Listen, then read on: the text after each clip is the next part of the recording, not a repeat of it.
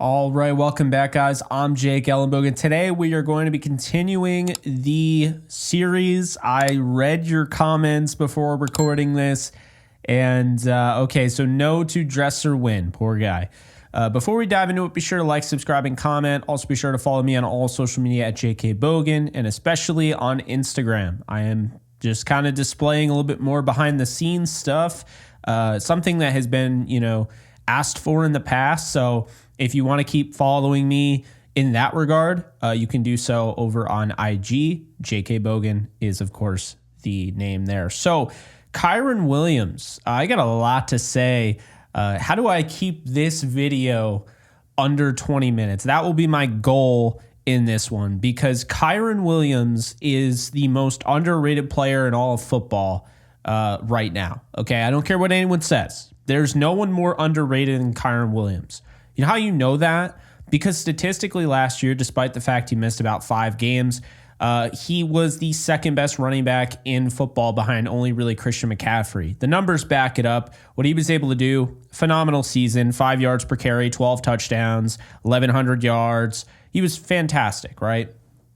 Well, insert Blake Corum, third-round running back, who, by the way, I'm very high on. I like him a lot. But now people think Kyren Williams is just a guy. They're calling him a jag. And now I shouldn't put too much attention. I understand the fans think one thing, and that's fine. You guys can totally think, Corum is better. He's not, but you can think that.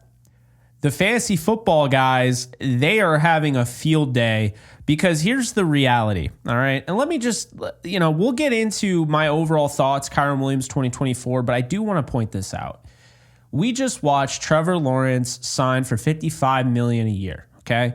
Trevor Lawrence has been, if you look at the numbers, he's been above average, but he's not the elite golden boy generational quarterback that he was ruled to be. The reason being is because you have the draft people, okay? I am a draft person, but I wouldn't call myself a part of the overall Twitter draft community. The Twitter draft community has a lot of really nice faces, people that I've definitely liked coming across, but they would have you believe that Trevor Lawrence, anything over Trevor Lawrence in that draft class, you didn't know football. They said that. Trevor Lawrence ends up being above average, gets $55 million. Now they're at it again saying, oh, can you believe all these people think Trevor Lawrence isn't good? Or can you believe these people that think Trevor Lawrence is overpaid? Those same people, and there's a reason why I brought this up, those same people are the people that said that Kyren Williams couldn't work in this league because he ran a 4.6 whatever. I don't even care. Look, it's a nice tool. Okay, it's a nice tool to be able to have those metrics at your disposal. But at the end of the day, Kyren Williams, regardless of what he does, and this proves it, regardless of what he does, he can't overcome the court of public opinion since his testing before he got to the NFL. He's too short. He's too slow, yada, yada. I've heard it all. Those same people, again, that's why I brought it up, that are talking all this, great stuff. Oh, Trevor Lawrence is generational. Anyone that doesn't, agree with me is wrong. Those same people thought that I was crazy because I had Kyren Williams as a top 4 running back in that draft. I was very high on him, and they thought I was crazy because he was slow, and running backs that are slow don't typically do well. Well, so much for that. 5th round pick, Kyren Williams, Rams trade up to get, now 2 drafts ago, ends up having a really good offseason. Kyren Williams ends up overtaking Darrell Henderson and Cam Akers going into the year, or at least it looks that way. Based on those injuries, Kyren Williams is going to actually have a legitimate role. Well, he gets hurt on the first play of the game. It's an opening kickoff, and a guy rolls into his ankle. Now, Kyren Williams misses half this season in his rookie year.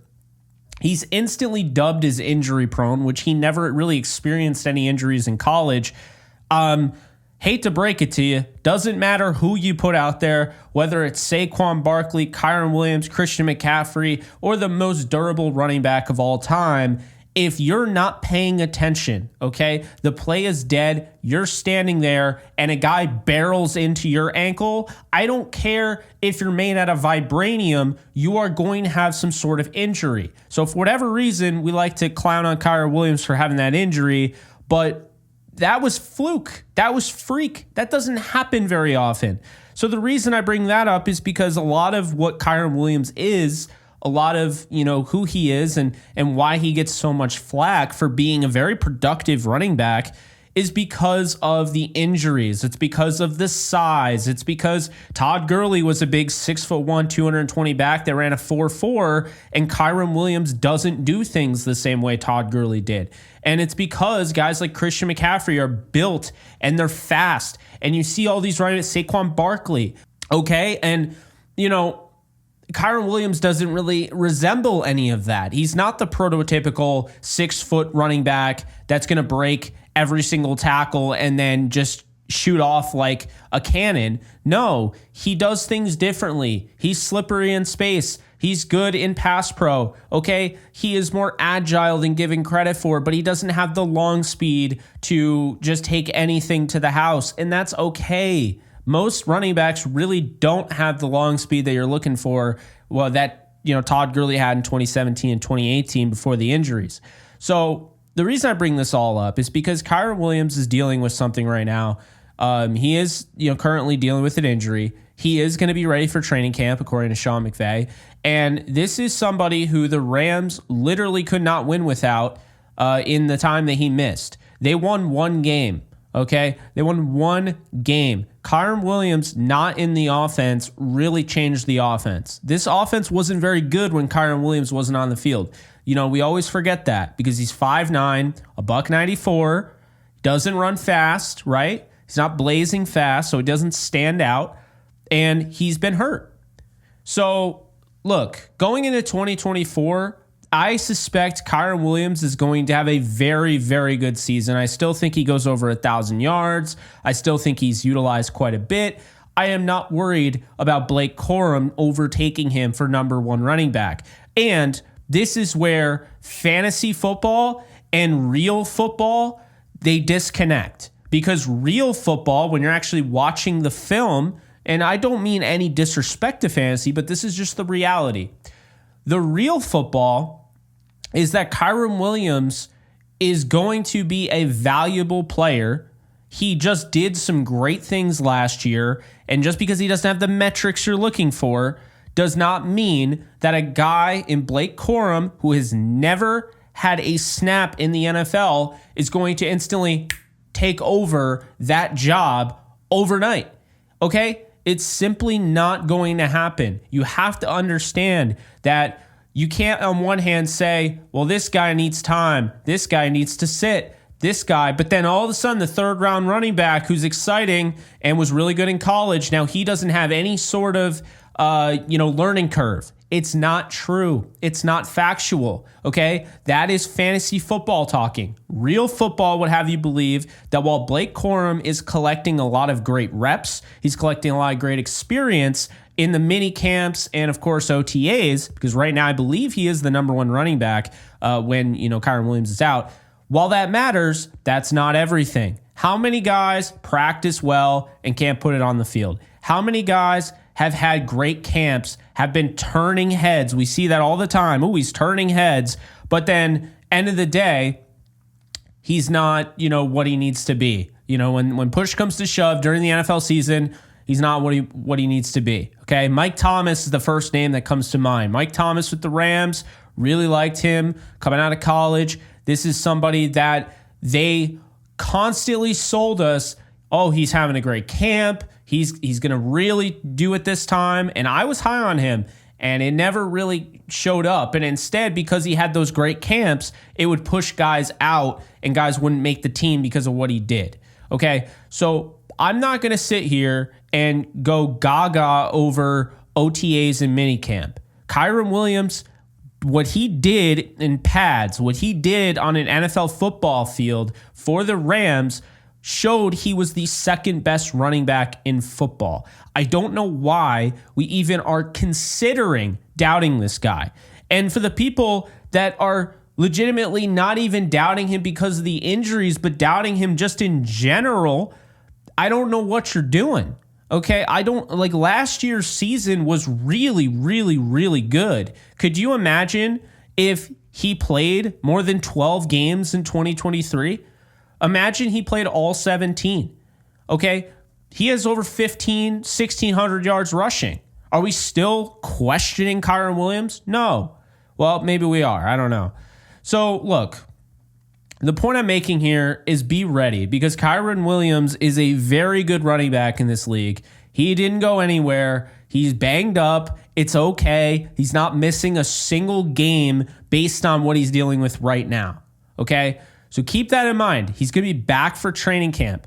Blake Corum was not drafted to replace Kyren Williams. And even if he was, it wouldn't be this year. He was drafted because they love what Kyren Williams brings to the table. He has everything they look for. And the reality is when Kyren has to take a step off the field for any reason, whether it be, he needs a breather or he's banged up or whatever, they want to be able to run the offense to the best of the ability as if Kyren was out there. If anything, it is a credit to what Kyren Williams brings to the offense. That's what people aren't understanding. You keep looking at it like, oh, they got Kyren Williams, so now they don't need him anymore. And Blake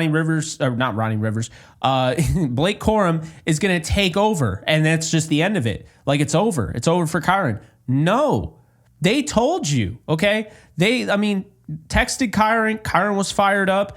They told you, Sean McVay told you, all of the social media posts the Rams had made about this have told you how they feel about Kyren Williams, okay? I'm not saying Kyren Williams is guaranteed to get a second deal, and that's mainly because of the nature of the position. But what I am saying is right now, the here and now, the preview for 2024, Kyren Williams is going to be your starting running back.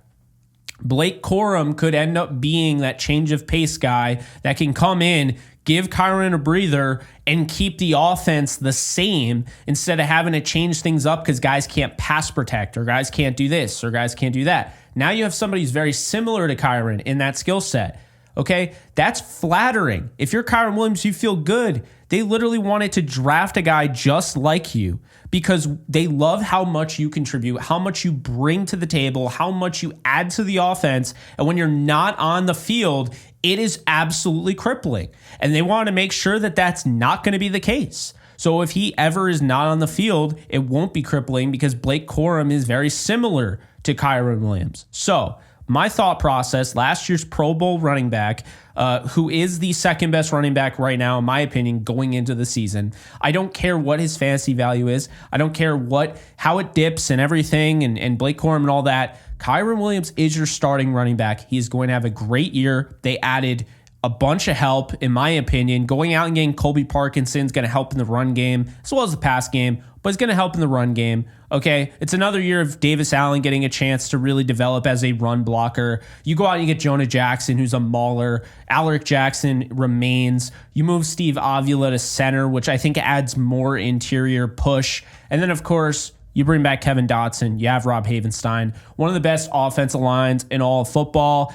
Whether you're passing, whether you're running the ball, it's well-rounded. Kyren Williams is in the best position he's ever been in, and it's year 3. He has a chance to come in here knowing he's got Blake Corum behind him, a great offensive line, Matthew Stafford, and a bunch of weapons.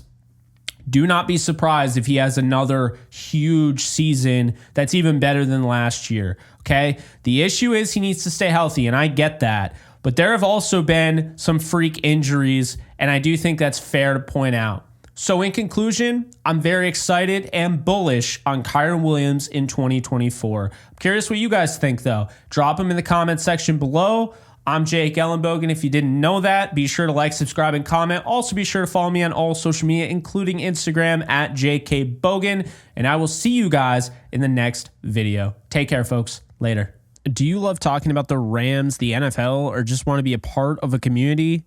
Join my free Discord server today. We're over 800 members. We got 24/7 live chat, a level 3 boosted server, the ability to call into JE Live, playing online games with us on Kick streams, toggleable alerts for when I go live on YouTube or Kick so you don't miss a live stream, and exclusive giveaways. Click the link in the description, the comments section, or the link that comes up in the video to learn more and join today.